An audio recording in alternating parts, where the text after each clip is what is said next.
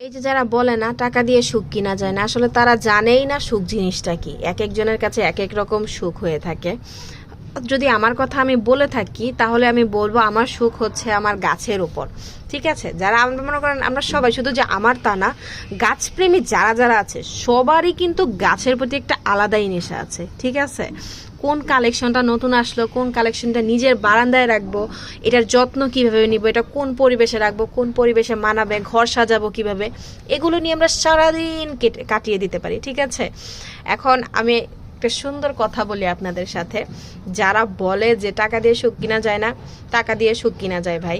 এই যে দেখেন এই সুন্দর গাছগুলো চোখের সামনে যদি দেখি কার না ভালো লাগবে।